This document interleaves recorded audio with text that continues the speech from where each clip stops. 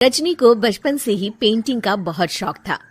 वो हमेशा से ही पेंटर बनना चाहती थी, पर उसके माँ और पिताजी ने उसको कभी भी इस चीज के लिए सपोर्ट नहीं किया और उसकी शादी नीरव से हो गई। नीरव रजनी को बहुत प्यार करता था, पर रजनी हमेशा चुपचाप ही रहती। वो इस शादी से खुश नहीं थी। वो ये शादी नहीं करना चाहती थी। उसे तो हमेशा से पेंटर जो बनना था। अपने इस सपने को वो नहीं पूरा कर पाई, इसलिए वो हमेशा उदास रहती थी। रजनी, बहुत ही बढ़िया फिल्म लगी है, कल देखने चले? नहीं जी, कल मुझे बहुत काम है, मैं नहीं जा पाऊंगी। अच्छा तो कोई बात नहीं, संडे को चलते हैं। देखिए, मुझे फिल्म देखना पसंद नहीं है। आपको जाना है तो चले जाइए। नीरव को मना करके रजनी वहां से चली जाती है और अपने बैग को खोलकर उसमें बंद पड़े ब्रश और कलर्स को देखकर रोने लगती है। रजनी, चलो ना कहीं बाहर खाने चलते हैं, कुछ तुम्हारी पसंद का। जी, मुझे नहीं जाना, मेरी तबीयत ठीक नहीं है। रजनी वहां से चली जाती है। नीरव को समझ नहीं आता कि रजनी उससे इतना दूर क्यों रहती है। वो जब भी उसके साथ वक्त बिताना चाहता है, रजनी कोई ना कोई बहाना बना देती है। एक दिन घर पर कोई नहीं था। रजनी घर का सारा काम जल्दी से खत्म कर लेती है। घर पर अकेले होने के कारण वो सोचती है कि वो आज पेंटिंग करेगी। वो अपने कमरे में जाकर पेंट ब्रशेस और कलर्स निकालकर जैसे ही कलर मिक्स कर रही होती है कि दरवाजे पर बेल बज जाती है। अब कौन आ गया इस वक्त? इतनी मुश्किल से तो मुझे पेंट करने का मौका मिला है। रजनी दरवाजा खोलती है तो उसकी सास अपनी सहेलियों के साथ खड़ी होती है और सब घर के अंदर आ जाते हैं। अरे बहू, सबको शरबत बनाकर पिला दे, बाहर तो बड़ी गर्मी है। उफ। जी। रजनी पेंट ना कर पाने से उदास हो जाती है। उसे गुस्सा भी आ रहा होता है कि उसने इस शादी के लिए हाँ क्यों कह दी। वो रसोई में जा रही होती है कि उसकी सास उसे रोकती है। बहू, सबके खाने का भी इंतजाम कर लेना, आज का लंच तो ये सब यहीं करेगी। हाँ। रजनी बिना कुछ कहे रसोई में चली जाती है। सबके लिए खाना बनाती है। सब खाना खाते हैं और रजनी घड़ी देखती है कि ये सब कब जाएंगे ताकि वो अपनी पेंटिंग कर सके। जब शाम होती है तब सब चले जाते हैं अपने घर। अरे बहू, सब तेरे खाने की तो बहुत तारीफ कर रहे थे, सबको बहुत अच्छा लगा खाना। आपको मुझे सुबह बताना चाहिए था ना कि आपकी सहेलियां आ रही हैं। पता भी है कितना वक्त लगा सारा खाना बनाने में। अरे बहू, तू ऐसे कैसे बात कर रही है मुझसे? तो और कैसे बात करूं? मैं इस घर की कोई नौकरानी नहीं हूं कि इतना काम करूंगी। रजनी अपने कमरे में जाकर दरवाजा बंद कर लेती है। शाम को जब नीरव आता है तो उसकी माँ उसे पूरी घटना के बारे में बताती है। क्या रजनी ने आपसे इस तरह बात की माँ? हाँ, और पता नहीं उसे क्या हो गया है, शाम से बाहर भी नहीं आई है। मैंने तो कई बार आवाज दी, खाना भी नहीं खाया उसने। तू ही बात करके देख ले बेटा। नीरव अपने कमरे का दरवाजा खटखटाता है। रजनी, दरवाजा खोलो, मैं हूं। रजनी दरवाजा खोलती है और फिर वापस जाकर अपने बिस्तर पर लेट जाती है। रजनी, माँ से बात करने का ये क्या तरीका है? मैंने कोई गलत बात नहीं की है।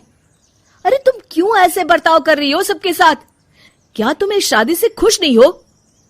रजनी कुछ नहीं बोलती। अरे बताओ मुझे रजनी, क्या ये शादी तुम्हारी मर्जी के खिलाफ हुई है? हाँ, मैं ये शादी कभी नहीं करना चाहती थी। तुमसे क्या, मैं किसी से भी शादी नहीं करना चाहती थी। रजनी रोने लगती है। चुप हो जाओ रजनी, बताओ मुझे, तुम क्यों नहीं करना चाहती थी शादी? रजनी बेड के नीचे से अपने पेंटिंग्स, कलर्स, ब्रश, पेपर्स निकालती है। इतने में उसकी सास भी कमरे में आ जाती है। ये देख रहे हो, ये थे मेरे सपने। मैं पेंटर बनना चाहती थी, पर माँ पापा ने कभी सपोर्ट नहीं किया और मेरी शादी करवा दी। मेरे सारे सपने टूट गए। हर वक्त बस गुस्सा आता रहता है मुझे। मैं जानती हूँ कि आप लोगों की इसमें कोई गलती नहीं है, पर मैं क्या करूं, मुझे समझ में नहीं आता।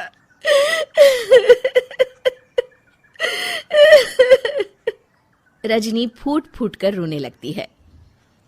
मुझे माफ कर दीजिए, आप दोनों के साथ मैं बहुत बुरा बर्ताव कर रही हूँ। अरे रजनी बेटा, चुप हो जाओ तुम। नीरव पानी लेकर आता है। ये लो पानी पियो और शांत हो जाओ। रजनी पानी पीती है और उसकी सास पेंटिंग्स देख रही होती है। अरे नीरव, हमें तो पता ही नहीं था कि हमारी बहू कलाकार है। अरे कितनी अच्छी पेंटिंग्स बनाई है, देखो तो। ये वाली तो मैं अपने कमरे में ले जाऊंगी। आपको ये पेंटिंग्स अच्छी लगी?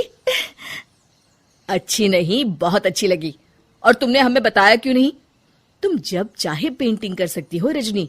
हम तुम्हारे सपनों को पूरा करने में तुम्हारा पूरा साथ देंगे। हाँ बेटा, हम कला की कद्र करते हैं। हम कलाकार तो नहीं, पर मुझे गर्व है कि मेरी बहू एक कलाकार है। रजनी, नीरव और सास तीनों हंस पड़ते हैं। कहानी है रामपुर गांव की, जहाँ के मर्द महिलाओं को हमेशा नीचा दिखाने की कोशिश में रहते। अरे अभी तक खाना नहीं आया, क्या मुझे एक और शादी करने की जरूरत है? नहीं जी नहीं, ऐसा मत करना, वरना मैं कहाँ जाऊंगी। खाना लेकर मैं अभी आई जी। गांव की पंचायत में भी फैसले हमेशा औरतों के खिलाफ ही रहते। मैं जो फैसला सुनाता हूँ वो भगवान की आज्ञा होती है। इस लड़के ने अपने मन से शादी करके अच्छा नहीं किया। लड़के को घर भेज दो और इसकी शादी इसकी जाति की किसी लड़के से करवा दो। लेकिन ये लड़के, इसे तो गांव के बाहर निकाल दो। नहीं नहीं जमींदार साहब, ये क्या बोल रहे हैं? ऐसा नहीं हो सकता। मेरी बेटी मासूम है, इसे अच्छे बुरे की समझ नहीं है। अरे कहाँ जाएगी ये बेचारी? कहाँ जाएगी? इतनी चिंता है तो पूरे परिवार का गांव निकाला कर देते हैं। बेचारे पूरे बसे बसाए परिवार को गांव छोड़ना पड़ता है। चाहे जो हो, अगर बेटियों को कंट्रोल नहीं कर सकते तो गांव में रहने का कोई मतलब नहीं है। यहाँ औरतों को दब कर रहना होगा। कोई भी अपने हिसाब से कुछ नहीं कर सकता, सब ईश्वर की मर्जी से ही होगा। तभी गांव का एक आदमी दौड़ा दौड़ा आता है। सरपंच साहब, जमींदार साहब, वो कालिया है ना, उसकी बेटी पढ़ने के लिए शहर जा रही है। अच्छा, ये कब हो गया? और कालिया की हिम्मत कैसे हो गई ऐसा करने की? लेकर आओ उसे और उसकी बेटी को। बस फिर क्या था, हाजिर हो जाते हैं कालिया और उसकी बेटी सरपंच के सामने। और कालिया, ये क्या सुनने में आ रहा है? बेटी को इंजीनियर बना रहा है तू? और ये बता, गांव में तो स्कूल नहीं है, फिर कहां से इतनी क्लास पास कर गई तेरी बेटी? राधा, जो कि कालिया की बेटी है, उसे लगता है कि सरपंच उसकी तारीफ कर रहे हैं। सरपंच जी, मैंने ऑनलाइन पढ़ाई की है, डिस्टेंस लर्निंग से। सभी में मैंने अच्छे नंबर पाए हैं, जिसे देखते हुए शहर की इंजीनियरिंग कॉलेज में मुझे स्कॉलरशिप मिली है। वाह जी वाह, क्या होती है ये? पहले तो ये बताओ, फिर आगे की बात करते हैं। पूरा गांव राधा की बात सुन रहा था और राधा बोलती जा रही थी। तो ऐसे मैं फ्री में एक अच्छी शिक्षा लेकर गांव में जो कुछ परेशानियां हैं, जैसे बिजली, पानी और इंटरनेट जैसी समस्याओं के लिए काम करूंगी। मैं गांव को शहर से जोड़ने के लिए पुल का निर्माण करवाने का प्रस्ताव रखूंगी। मुझे पूरी उम्मीद है कि जल्द ही हमारा गांव भी तरक्की की राह पर चल पड़ेगा। राधा की बात सुनकर सारे गांव वाले ताली बजाने लगते हैं। सरपंच को समझ नहीं आता कि वो क्या करे। चुप रह नादान लड़की, गांव के खिलाफ जाने के लिए तुझे गांव से बेदखल कर दिया जाएगा, वो भी पूरे परिवार के साथ। और हाँ, अगर ठीक से गांव में रहना चाहती है तो ये पढ़ाई लिखाई छोड़ दे। हम तेरे लिए गांव का कोई होनहार लड़का देखेंगे। तभी गांव का एक आदमी बोल पड़ता है। अरे नहीं नहीं सरपंच जी, राधा बिटिया जो बता रही है, अगर वैसा हो जाए तो हम लोगों को पैसा कमाने के लिए बाहर नहीं जाना पड़ेगा। हाँ जी, और ना ही कोसों दूर पानी के लिए भटकना पड़ेगा। हमारे बच्चे भी अच्छी पढ़ाई कर सकेंगे और आगे बढ़ेंगे, ना कि हमारी तरह खेती करते बैठेंगे। क्यों गांव वालों, राधा बिटिया का साथ देना चाहिए ना। सरपंच देखता है कि गांव राधा के साथ है तो वो चुप हो जाता है। वो घर आकर अपने सलाहकार से बात करता है, जो बहुत ही चालाक किस्म का इंसान होता है। अरे सरपंच साहब, आपको बहुत ही होशियारी से काम लेना पड़ेगा। एक बार गांव तरक्की कर गया, यहाँ के बालक पढ़ लिए तो कोई ना पूछेगा आपको। और फिर ये जो बेटा और बेटी है ना आपके, इनको भी आम लोगों की तरह ही जीवन जीना होगा। हाँ, लेकिन करे तो क्या करे? वो ना आप मुझ पर छोड़ दीजिए, बस मैं जैसा बोलूं करते जाइए। अगले रोज सुबह जब गांव वाले सोकर उठते हैं तो राधा के घर के बाहर और साथ ही वो लोग जिन्होंने राधा का सपोर्ट किया था, उनके घर के आगे लाल रंग से कल आऊंगी लिखा होता है। कल आऊंगी, यह क्या होता है? अरे यह तो खून से लिखा है, लगता है कोई भूत प्रेत या चुड़ैल का साया है। चलो सरपंच जी के पास चलते हैं। सभी सरपंच के पास जाकर उसे सारी बात बताते हैं। और ये तो बड़ी मुश्किल की बात है। चलो, मैं एक बाबा को जानता हूँ, उन्हें बुला लेता हूँ। सरपंच बाबा को लेकर गांव के घर के बाहर जाता है। ओहो, तो ये वो चुड़ैल है जो उन लोगों को निशाना बनाते हैं जो गांव को बदलने का सपना देखते हैं। वो गांव को ऐसे ही संपन्न देखना चाहती है। वो नहीं चाहती कि कोई बाहरी यहाँ का कायाकल्प करे। क्या तुम लोगों में से किसी ने गांव को बदलने की सोच रखी है? तभी राधा की माँ रोते रोते आती है। मेरी राधा घर से गायब हो गई है। अरे कोई तो बचाओ, मेरी बच्ची कहाँ गई?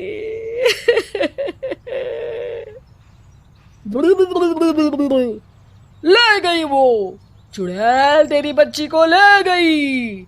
अब वो उसे श्रापित करके छोड़ेगी, उस पर चुड़ैल का साया हो जाएगा। तभी बुरी सी हालत में राधा भी वहां आ जाती है। उसके बाल चुड़ैल की तरह फैले होते हैं और कपड़ों में खून लगा होता है। सभी राधा को देखकर डर जाते हैं। माँ, पता नहीं मुझे कौन उठा कर ले गया था। अरे दूर दूर हो जा चुड़ैल, अब हम लोग इस गांव में नहीं रुकेंगे। अरे कैसे बातें कर रहे हैं आप? कल तो आप मेरे भरोसे गांव का हुलिया बदलने, अपने बच्चों को पढ़ाने और तरक्की उन्नति की बात कर रहे थे, तो आज क्या हो गया आपको? ये फिर तुम लोगों को बहकाएगी। ये चुड़ैल गांव में आ चुकी है, ऐसे ही ये तुम्हारे घर के बच्चों को भी ले जाएगी। गांव वाले राधा को गांव से बाहर निकाल देते हैं। उसके माँ बाप रोते रहते हैं, लेकिन गांव वाले नहीं मानते। मैं भी अपनी बहन के साथ गांव के बाहर रहूंगा, लेकिन वो पढ़ाई नहीं छोड़ेगी। वहीं सरपंच के घर पर सलाहकार कहता है। देखा, सांप भी मर गया और लाठी भी नहीं टूटी। लेकिन अगले ही दिन सरपंच के घर के बाहर भी वही शब्द लिखे होते हैं और फिर सरपंच की बीवी कहती है, हमारी बेटी को किसी ने अगवा कर लिया है। तभी राधा का भाई वहां आ जाता है। अरे गांव वालों, मैंने सरपंच जी की बेटी को देखा था, वो चुड़ैल उसे उठाकर ले जा रही थी। अरे क्या मजाक कर रहे हो?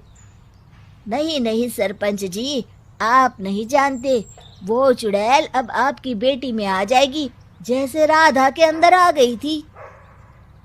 तभी सरपंच की बेटी वैसी ही हालत में वहां आती है जैसे राधा आई थी। पापा, पता नहीं कैसे मैं गायब हो गई थी। चुड़ैल, इसके अंदर भी चुड़ैल का साया है, मारो इसे। अरे नहीं नहीं, इसे भी राधा के पास गांव के बाहर ही भेज दो। अरे चुप रहो, मेरी बेटी कहीं नहीं जाएगी और चुड़ैल बुड़ैल कुछ नहीं होता है।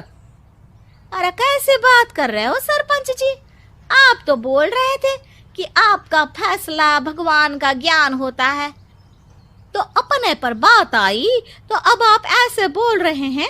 अरे ना ना ना, आपको अपनी बेटी को त्यागना ही होगा। अरे बुलाओ बाबा को। राधा का भाई बाबा को ले आता है, जिसे अब गांव वालों के डर के कारण सच बोलना पड़ता है। मैं कोई बाबा नहीं हूँ, मैं तो मोची था। ये सलाहकार महोदय ने मुझे कहा था एक्टिंग करने को। अब वो मुझे पैसे देने वाले हैं। अब मुझे माफ कर दो। गलती हो गई, मुझे माफ कर दो। तभी वहां राधा आ जाती है। देखा सरपंच जी, जब गांव के बच्चे साक्षर होंगे तो आप जैसे लोगों की चालाकी नहीं चलेगी। मीरपुर नाम के शहर में तेजस अपनी पत्नी नीरू के साथ रहता था। पति पत्नी दोनों ही नौकरी करते थे। एक दिन तेजस गांव अपनी माँ के पास फोन करता है। हेलो, प्रणाम माँ। जीते रहो माँ, तुम दादी बनने वाली हो।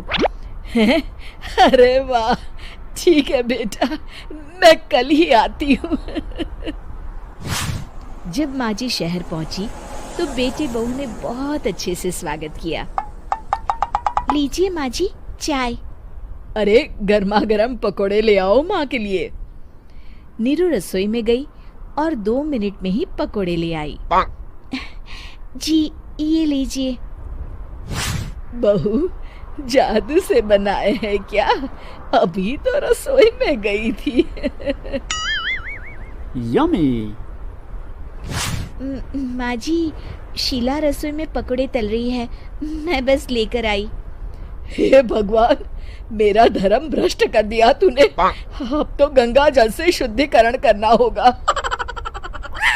दूसरे दिन, माँ जी मैंने नाश्ता बना दिया है, ऑफिस जा रही हूँ। पर अभी तो घर का सारा काम पड़ा है। शीला आती ही होगी, झाड़ू पोछा बर्तन कपड़े वो सब कर लेगी। हमारे जमाने में घर का सारा काम हम ही करते थे। जी माँ जी, आप बहुत होशियार हैं, मैं घर ऑफिस दोनों नहीं संभाल पाती। तो जरूरत क्या है घर से बाहर जाकर चाकरी करने की?